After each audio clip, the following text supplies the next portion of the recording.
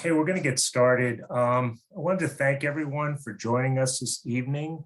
We will be recording this lecture and sending it out to everyone who has registered. Today's virtual community lecture will be given by Dr. Meghan Bishop. Dr. Bishop is a fellowship-trained, board-certified orthopedic surgeon who specializes in sports-related injuries of the knee, shoulder, and elbow. After graduating from George Washington University Medical School, she completed her residency in orthopedic surgery at Thomas Jefferson University Hospital in Philadelphia. She then completed a fellowship in sports medicine and shoulder surgery at Hospital for Special Surgery in New York. During her fellowship, Dr. Bishop served as one of the team physicians for the New York Knicks and Iona College. She currently serves as head team physician of the New York Empire American Ultimate Disc League team and the orthopedic medical director for the Philadelphia Marathon. Her clinical interests include ACL reconstruction, knee meniscus tears, cartilage restoration procedures, shoulder instability, and lateral tears, as well as rotator cuff repairs.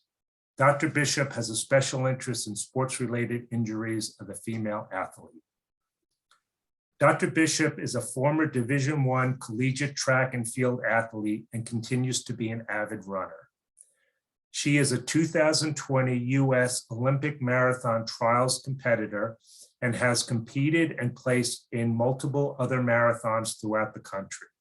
Her athletic history has given her a personal understanding of the importance of maintaining a healthy and active lifestyle. Dr. Bishop sees patients at the Rothman offices in Harrison, New York, located at 450 Mamaroneck Avenue, and also at 645 Madison Avenue in Manhattan. Today's topic is treatment options for knee pain. If you have any questions throughout the lecture, you can type them in the Q&A section at the bottom of your screen, and Dr. Bishop will answer them at the end of the presentation. I will now turn this over to Dr. Bishop. Thank you, John, for that introduction. Thanks everybody for joining tonight. Like John said, if you have any questions, feel free to type them in and we can address them at the end of the talk. My talk is going to be centered on knee pain and treatment options. And as John said, I would definitely have a sports focused emphasis just to keep patients active and kind of recommendations for that throughout the talk. So just to reiterate briefly, I practice both in Harrison and Westchester, as well as at 645 Madison Ave at 60th and Madison. I operate in Westchester and in Manhattan, and we're affiliated with NYU in Westchester, and we operate out of Northwell facility at Phelps Hospital in Manhattan, as well as a surgical center. But John already very nicely covered my background here, but I love taking care of athletes. Keeping patients active and healthy is very important to me. I'm an athlete myself, so I definitely understand the importance of staying healthy and doing the things that you like to do. So today, kind of our overview of the talk is going to be start with kind of just background and anatomy of the knee. So we'll go through kind of the general things that can cause knee pain. And then some of the major causes of knee pain throughout the knee, starting with meniscus tears, then so the so-called runner's knee or patellofemoral pain syndrome, IT band syndrome, as well as arthritis and kind of focal cartilage lesions. So starting with the knee, knee pain is very common.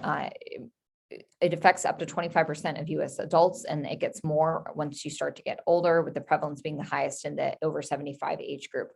It's more commonly reported in women than men. And there's a number of things that can cause pain in the knee. The knee has lots of different structures throughout it. It has your muscles and tendons that surround it. There's the cartilaginous surfaces that line your knee. There's bone, your femur, your patella, and your tibia, as well as your fibula. There's nerves that surround the knee, as well as the blood supply and the ligaments, of course, your ACL, your PCL, your MCL, and your LCL. So when we think about the bones, here's just specifically your femur, your kneecap, your tibia, and your fibula are the bones that make up your knee joint. And then we go through our ligaments here more specifically. So your ligaments includes your ACL and your PCL, which are inside your knee, and they kind of cross over and help to stabilize your knee in an anterior to posterior or front to back direction. And then you have your medial collateral ligament, or your MCL, which is on the inside, and your lateral collateral ligament, which is on your outside of the knee. Those ligaments, which we're not necessarily going to touch over too much today on injuries, are more kind of high energy sports type injuries that we see that get treated with ACL reconstruction and ligament reconstructions when they're surgically indicated. Meniscus tears are very common. The meniscus are these C-shaped shock absorbers that are found on both the inside and the outside of the knee, and we'll touch more upon that in a minute. And then we have the smooth articular cartilage that can get damaged, and lead to arthritis later. So starting with meniscus tears, what is the meniscus? The meniscus are these C-shaped cartilage pads that are in between both the inside and outside of your knee. You have a medial meniscus and you have a lateral meniscus. They act as shock absorbers, so they help to dissipate some of the contact forces that you get in impact throughout your knee. They're very tough and rubbery, and they help to act to cushion the joint. And this is your femur above, this is your tibia below, and then your meniscus is this kind of C-shaped structure off to the side here. When people tear their meniscus, what kind of symptoms do they have? So meniscus tears often can occur after an acute injury. So this is when someone kind of pivots or twists and then they feel a sharp pain or a pop on the inner or outer portion of their knee. Patients are going to describe either we call it medial or inside or lateral joint line tenderness about patients. So right over the joint of the knee is where you feel the pain. It can get worse with activity. It gets worse when you're deeply bending your knee because that puts more force on the meniscus. Patients often describe stiffness. There's occasionally meniscus tears can actually have pieces that can actually block your motion, and they can cause catching or locking. And often in these acute meniscus tears too, we see fluid on the knee or swelling as well from the initial injury. We diagnose meniscus tears through both clinical exam and imaging. So what I look for in clinical exam of the knee is first I'll look to see if there's any swelling or fluid on the knee that can signify that there was a more acute injury. And then I'll test for joint line tenderness. So essentially just pushing over the inner and outer portion of the knee to see if that elicits point tenderness to palpation. So if you're tender in one spot, it's more indicative of a meniscus tear. If you're kind of tender all over the knee, it's more indicative of something like arthritis or cartilage damage. And then we have specific tests to diagnose meniscus tears.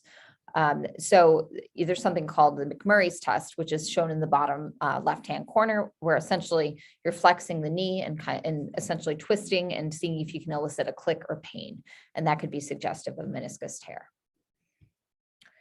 We always get x-rays on patients to look for any kinds of arthritis, any alignment issues, if the pain could be caused by a fracture, to rule those out.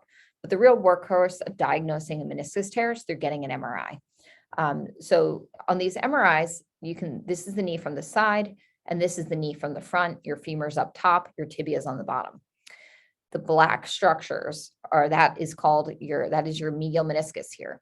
So it should look like a nice black bow tie, but this little white line that is inside the black back part of the meniscus shows that there's fluid, which means there's a meniscus tear. So that's what we look for on an MRI. There's a number of different types of meniscus tears, and these are important because they determine how we treat the meniscus tear. So there's a lot of different types of shapes to the tear. There's traumatic tears, and there's additionally kind of more degenerative tears that occur over time. This bucket handle meniscus tear, what's shown in these pictures, is an example of a more traumatic meniscus tear that we often see with an ACL injury or an acute skiing injury, things like that. So that's where actually you can see in this picture here, a whole flap portion of the meniscus kind of flips out of place. And these are the type of meniscus tears seen down here that we actually try to fix back down using sutures because they have a higher healing potential, and you want to try to save as much meniscus as possible. And these often involve a large portion of the meniscus. On the other hand, there's other types of meniscus tears too that are more degenerative in nature. Our cartilage and our meniscus weakens with time and wears thinner over time. And this is age-worn tissue is going to be more prone to tearing. So a lot of the meniscus tears I see in clinic as well are not necessarily one acute injury, but kind of wear and tear over time. And these are examples of a knee arthroscopy picture of what a meniscus tear that is more degenerative looks like. So you can see that the meniscus, which is behind this probe right here, the top is your femur, the bottom is your tibia.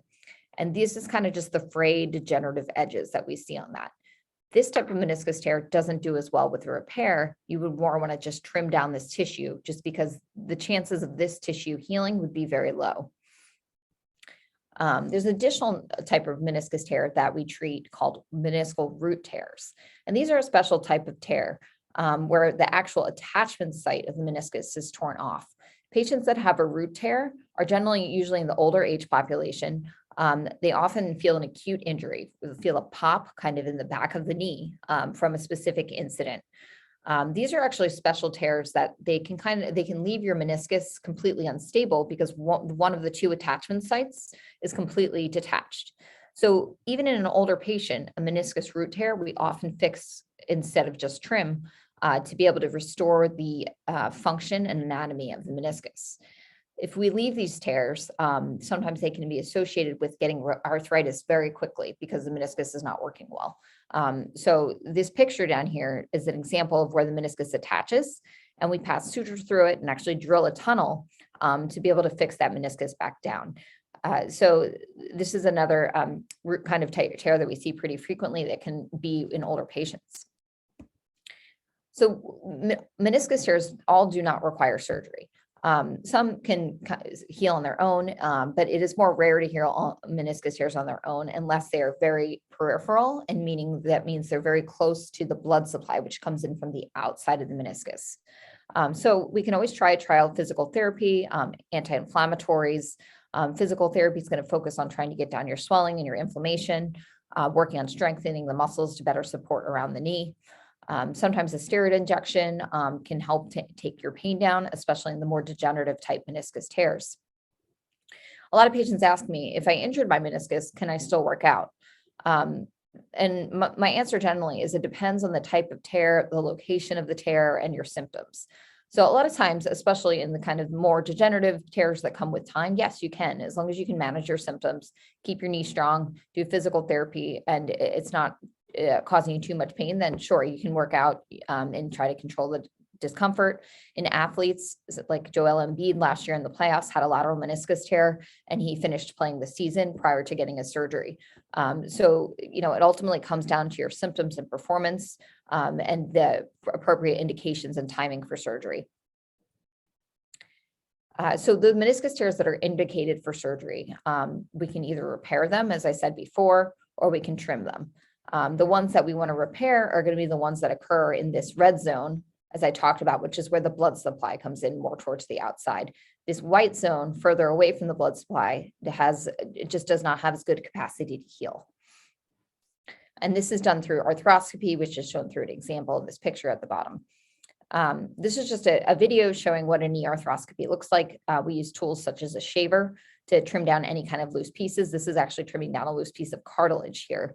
And we use other instruments. This is called a biter here on your left to actually trim down the meniscus tissue to get from frayed edges to a more stable edge. And people always ask afterwards, so part of my meniscus is gone. Is this going to make me get arthritis? So generally, I always try to save as much meniscus as possible. So that's in a young patient. If you have a rare repairable tear, I'm going to fix the tear. The main difference in fixing it versus trimming it is the postoperative rehab is different. If you fix the meniscus, you're on crutches for 6 weeks in a brace. If the meniscus just gets trimmed, it's really, you can bear full weight right away. And most patients are back to real activities between 6 and 8 weeks versus around 4 months for repair. So it's really a judgment call during surgery to see if it looks like it's a fixable tear.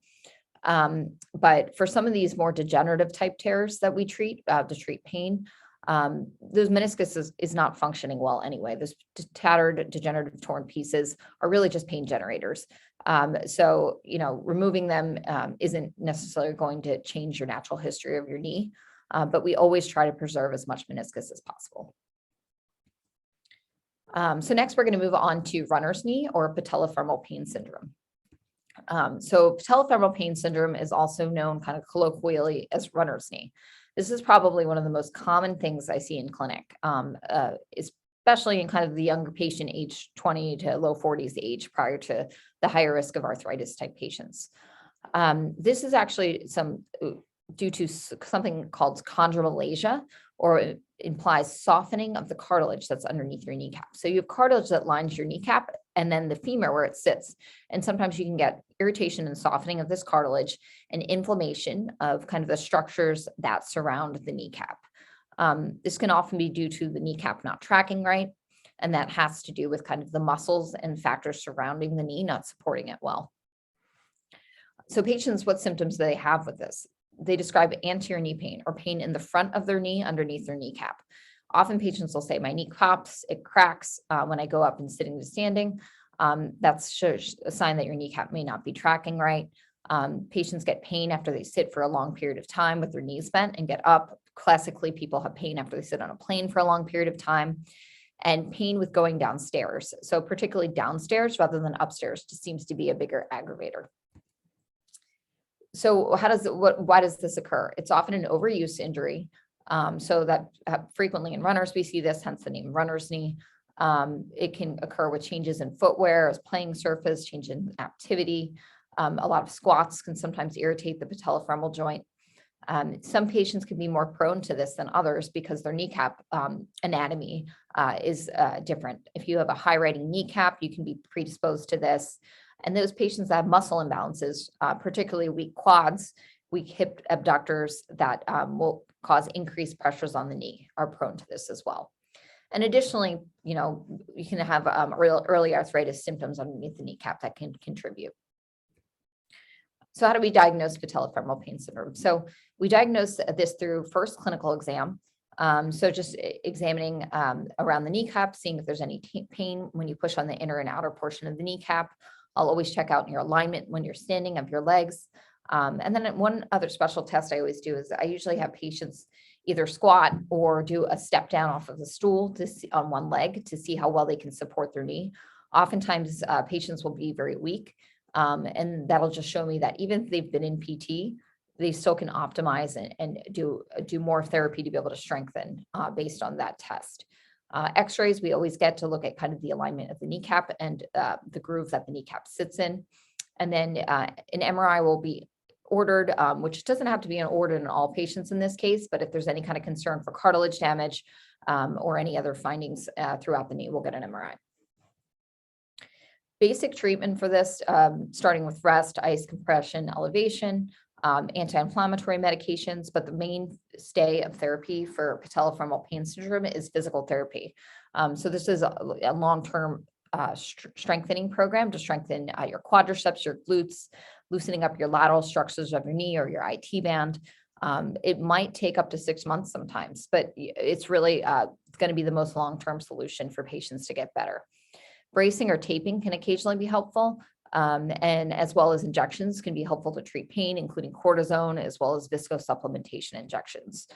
Orthotics, I do recommend for patients that have flat feet. Sometimes flat feet can also help lead to anterior knee pain as well. So trying to correct things like that can be a small difference that can help out. So patients that have runner's knee, are they able to still continue working out through the pain? Generally, yes. I allow patients to continue to do their activities when they have runner's knee.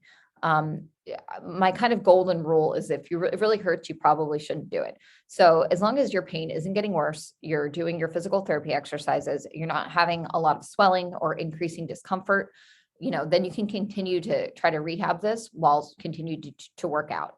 You might have to cut your activity back slightly, but oftentimes you can continue to exercise and things through this. But you should continue to see improvements with physical therapy. And as long as you're heading in the right direction, I'm okay with you continuing to work out. Treatment is in surgical treatment. Occasionally there are recalcitrant cases of this. So for cases that have some cartilage damage, you can do a chondroplasty or debridement, which means trimming down, which you can see here, this loose cartilage fragments.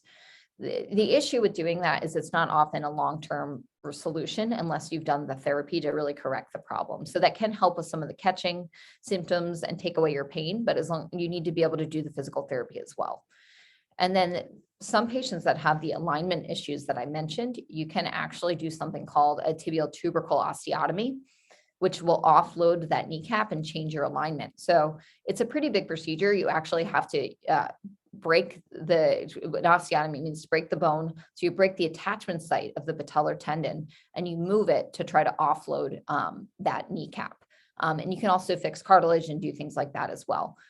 This is a procedure that, it takes up to 6 months to a year to recover from. So it's really for those recalcitrant cases of patellofemoral pain syndrome that don't get better, that have alignment issues. So next is IT band syndrome or iliotibial band syndrome. So your iliotibial band is a structure that starts all the way up on your iliac crest at your hip and runs down the outer portion of your thigh and then attaches on the outside of your knee, on your tibia. So it crosses over your lateral or outside knee joint. You can get pain both at the hip, particularly kind of over your hip bone, or it's called your bursa, or you can get pain on the outside of the knee as well. Patients that have IT band syndrome, I often see it it's very common in runners. People that have recent training changes, meaning that they've just started to train again for something, or they're tapering for a race. I often see it. People that run on uneven terrain or do a lot of hill training, I'll see IT band syndrome frequently as well. On exam, they're going to have tenderness on the outside of the knee around the IT band insertion, and we'll have some tightness on IT band stretch as well. So treatment for IT band syndrome, again, obviously always rest is good if it's very inflamed, to at least get that inflammation under control through anti-inflammatories. Physical therapy is going to be a mainstay for this, as well as stretching. You can stretch the heck out of the IT band. So even just sitting at your desk, put yourself in a figure 4 position and really push on that knee to stretch that IT band throughout the day. Foam rolling is very good for this, 5 to 10 minutes per side. And then for some cases, we even do injections around the IT band. You can do cortisone for kind of, if a patient came to me that was about to run the New York City Marathon and, was in a lot of pain and needed to get through, we could do a cortisone injection. But PRP, which I will talk about a little bit more in a few moments, which is something called platelet-rich plasma, is where you take your own blood and spin it down and use the good growth factors from the blood to inject back in. That's another option, which is a little bit better for your tissues to treat the IT band syndrome too for the recalcitrant cases. For patients that ask if you can still work out with IT band syndrome, I say yes, stretch away. You really can't overstretch your IT band. So stretch that IT band every day. Massage is very helpful for this to really loosen up your lower extremities. Prior to working out, you can use heat to be able to warm up. Trying to run on flatter terrains or work out on flatter terrains and avoiding hills can be helpful for this. Making sure your shoes are up to date. And obviously, if not getting better, rest and cross train. So the last topic I'm going to talk about is knee arthritis. What exactly is arthritis? So arthritis is when you get the loss of nice smooth cartilage that lines your joint and the smooth surfaces that line the joint. And it leads to essentially loss of joint space and then eventually exposed bone and inflammation and pain in the tissues as well as the bone. So it's not the cartilage itself that hurts. It's kind of the repercussions of losing the cartilage that hurts. The exposed bone is what's going to hurt. It's the inflamed tissues surrounding the knee. It's a very large problem. It's the #1 cause of chronic disability in the US. And by 2030, the number of adults in the US with arthritis is projected to be 67 million, or 25% of the adult population. Arthritis is caused, essentially, it's genetic. It's through aging. We lose the water in our tissues and we start to lose our ability to repair. Additionally, it can be caused to other reasons. It can cause to trauma or an old injury to the knee. Patients that have like an ACL tear or a meniscus tear early on are going to be more predisposed to having a risk of arthritis later on. And then obesity. Every extra pound you are is 4 extra pounds on your knee.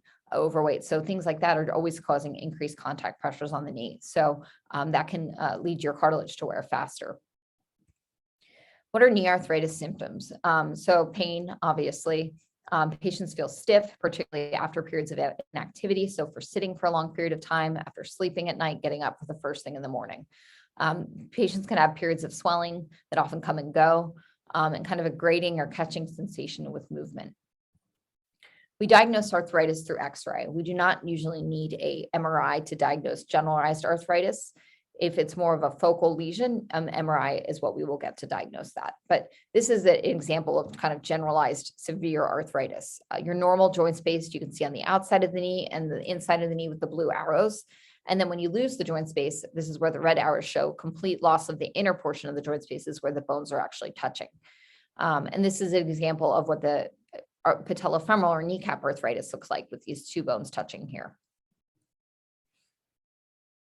So treatment for arthritis depends on the severity. So we kind of have a ladder approach to treatment, starting on the lower end of the ladder. Our first steps that we can do to be able to help you live with your pain. So once you get arthritis, it's not going away. So you have to be able to manage your symptoms. So first, number one, I always recommend patients to partake in lower impact activities. So essentially stay active with exercise, but pick exercises that are going to not be as high impact, like jumping or like long distance running. If you can do biking, if you can do swimming, walking on a treadmill, the lower impact exercises are fine.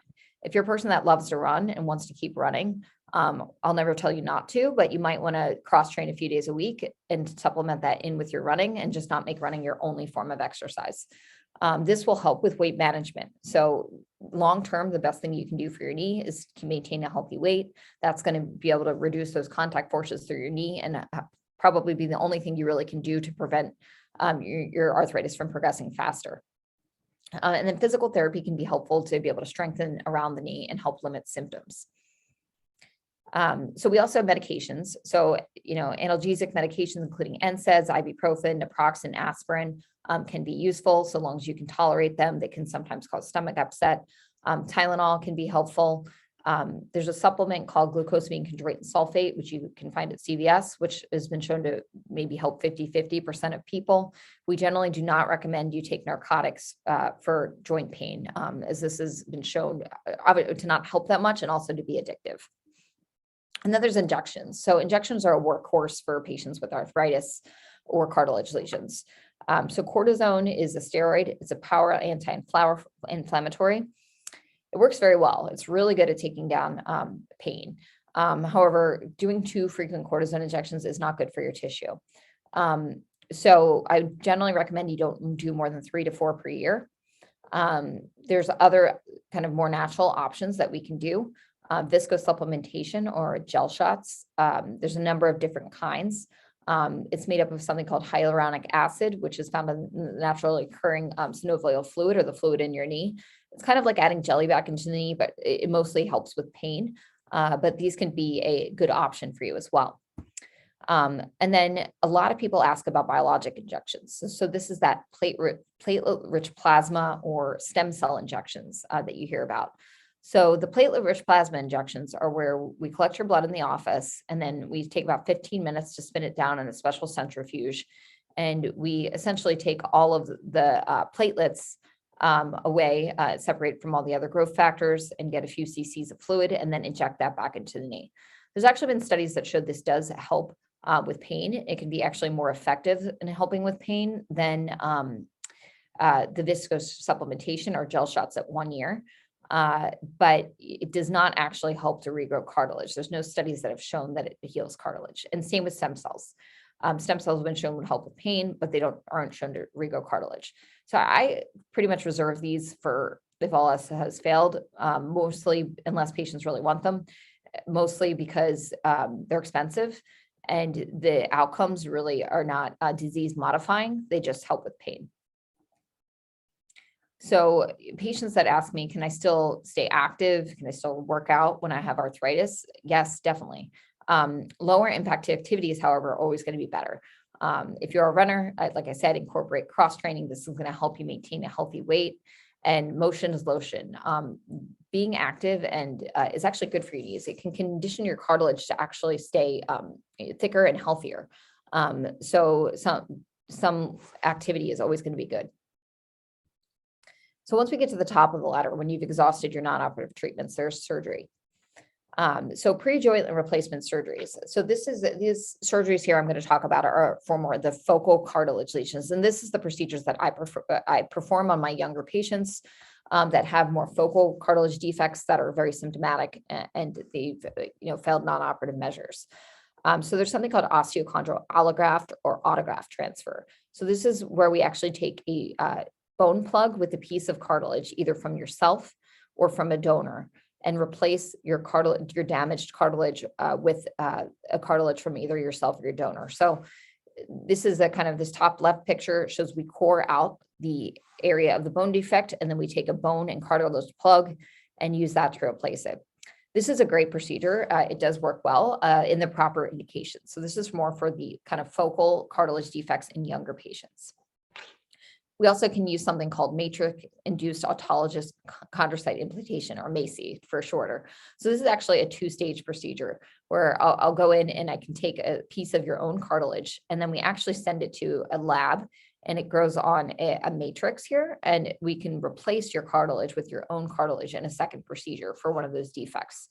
This procedure works better for you if it's more just a pure cartilage damage and it doesn't have any kind of underlying bone irritation, but it can be a very successful procedure as well for pre-joint replacement. Additionally, in younger patients as well that aren't indicated for joint replacement yet, you can do what we call osteotomies, where we actually kind of realign the lower extremity to open up that joint portion. This is for patients that are younger than the age 50 with cartilage damage really in just one side of the knee, either the inner portion, the outer portion, or underneath the kneecap. The goal is for this is to be able to put off getting a knee replacement for as long as possible. This is also a long recovery, so it definitely needs to be the correct indicated patient. And so for final, the very tip top of the ladder is going to be arthroplasty. So this is obviously a knee replacement. So indications for a knee replacement are going to be you have arthritis of your knee, pain, you're getting deformity, and you've basically failed all non-operative treatments, and it's affecting your daily lifestyle. So there's more than one type of knee replacement.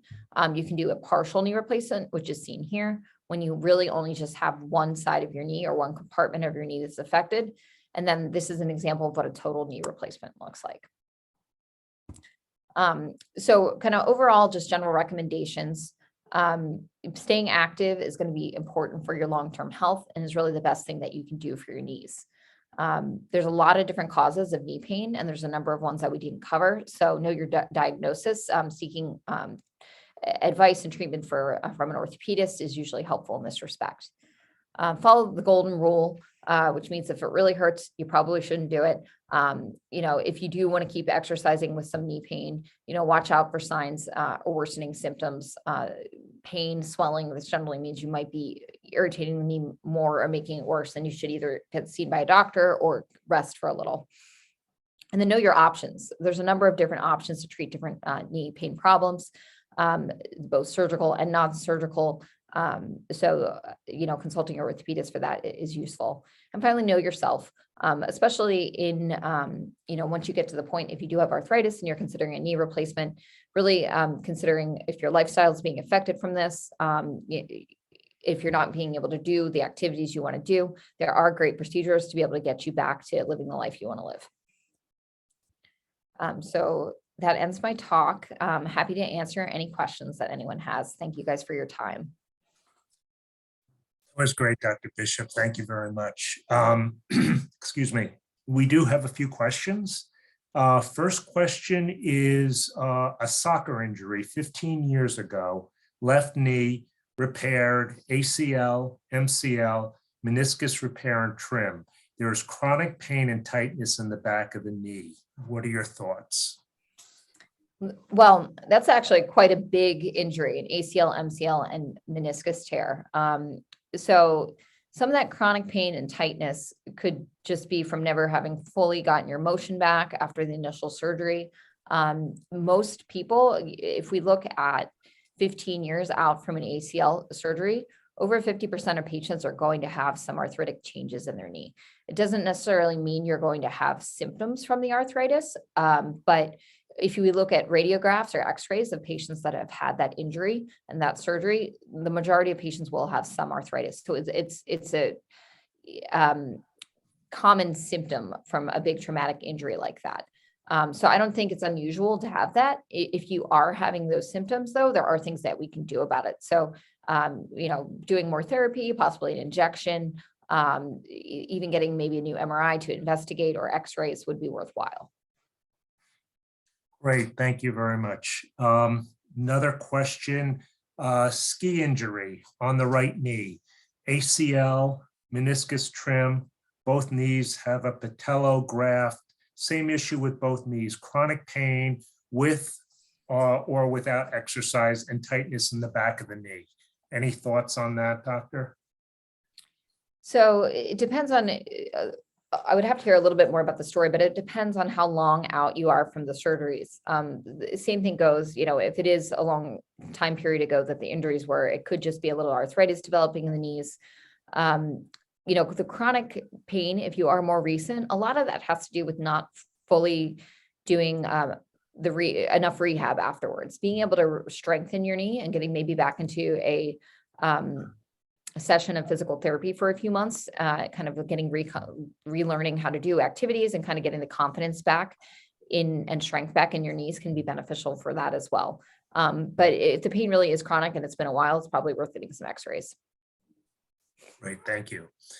How would you determine if partial or full knee replacement is needed? Can you tell before surgery? Absolutely. So most doctors go in with a plan either to do a partial or a full. I think it's rare for someone to convert to a full instead of doing a partial, but there have been instances of that. However, we can get imaging. It's based on your clinical history as well as your imaging. So number one, if you want a partial, you have to have pain that really is only in one compartment of your knee, meaning on the inside of the knee, the outside of the knee, or underneath the kneecap. If you have pain that is on the outside of the knee, even though you only have arthritis on the inside on your x-ray, you're not going to do well with a partial. So we have to treat the symptoms and not just the x-ray. We also can get, in those specific cases, get an MRI. The MRI, we often don't need MRIs to treat arthritis, but in a case where you're deciding between a partial and a full, you want to make sure on the MRI there isn't significant amount of arthritis in the other compartment, because if there is, even if you're not symptomatic on that side, you would be better with a full knee replacement. So it's a combination of history and clinical exam as well as imaging. Great, thank you. Another question, after meniscus surgery, never really felt like I recovered completely. I have cortisone shots and gel shots recently. How often can I get the gel treatments? So some of those reasons why you don't recover completely after meniscus, it depends on what the surgery was done for. Sometimes for those more degenerative type meniscus tears, like I talked about before, that you might have a little arthritis in your knee, patients don't often get full recovery after that. And that's because some of the pain is actually coming from arthritis and not necessarily the meniscus tear. The surgery can take care of the meniscus pain, but it's not necessarily going to take care of that arthritis pain. So some patients in those cases do get better after getting their meniscus cleaned up, but may still have some pain. So in those cases, it's appropriate to try the injections, the cortisone, the gel shots. So the gel shots you can do once every 6 months. That's what it'll get approved by insurance. So that's generally what we recommend for that. If you need to supplement, you can do a cortisone injection in between them, or you could even do the PRP injection I talked about as well. Okay, great, thank you. I have another question. What about sonar therapy? I heard that was good for regenerating cartilage.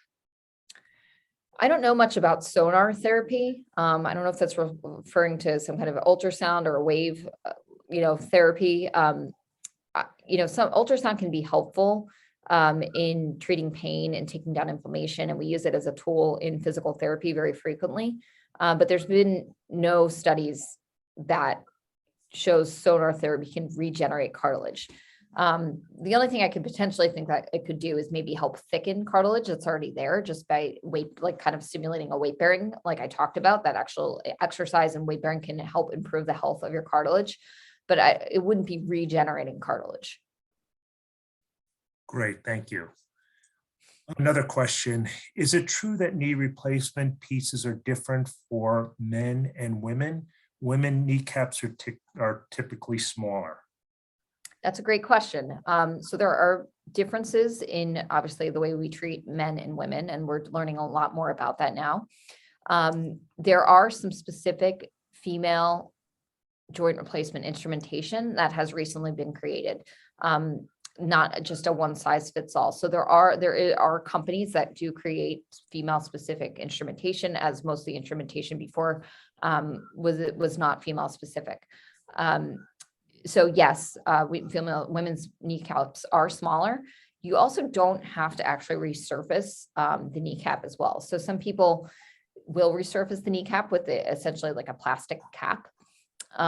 But some people, especially if you have a very small kneecap, maybe would just leave the kneecap there as in its natural position. And some patients do well with that as well. Great, thank you, Dr. Bishop. I have a follow-up to that question earlier, the soccer injury. Mhm. So they're asking if there's pain after 3 to 5 years, would you recommend seeing a new doctor?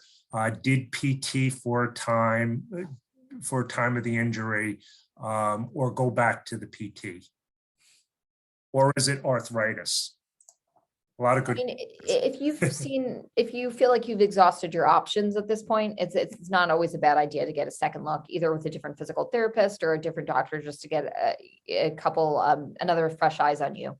But if you haven't been in PT for a while, sometimes that can be a good start. Great, thank you. Another question, what can cause knee pain without an injury? Say that one more time, John. What can cause knee pain without an actual injury? So a number of things can cause knee pain without an injury. The number one cause is patellofemoral pain syndrome, I would say, that pain underneath your kneecap that I talked about, a runner's knee. I say it's kind of I see it in overactive people, but I also see it in underactive people. I see it in patients that sit at their desk during the pandemic for longer periods of time and aren't getting out and walking as much. And that's a lot of times due to just being weak and your muscles being under conditioned and your kneecap not tracking right. Arthritis can also cause knee pain without an injury. So which is the breakdown, like I said, of the cartilage and tissues in the knee and causing inflammation. So those are kind of the two main things that could cause it. Great, thank you. I have one more question. It's regarding Lyme's disease. Can Lyme's disease cause permanent damage to joints such as the knees? And if it can it be repaired? So Lyme disease can cause what we call arthralgias of the knees. So it can cause knee pain, and there is like post-Lyme arthritis that people can get from like reaction in their joints. So long answer is yes. However, if you do treat the Lyme disease, that generally can get better. So if you are suffering from that, you should probably see a Lyme specialist. But an orthopedist can help manage, some of the symptoms while you get the chronic Lyme under control. Great, thank you. That is it with the questions. So I wanted to thank Dr. Bishop again for a great talk tonight. And I want to thank everyone who was able to join us this evening. For more information, or if you'd like to make an appointment with one of our physicians in the future, you can visit us online at rothmanny.com, or you can call 800-636-7840. And just a reminder, we'll be sending the recording out to everyone that has registered within the next few days. So please be on the lookout for that email as well. And again, thank you very much for joining us. And I hope everyone has a good evening. Thanks, guys. Have a good night. Thanks for joining.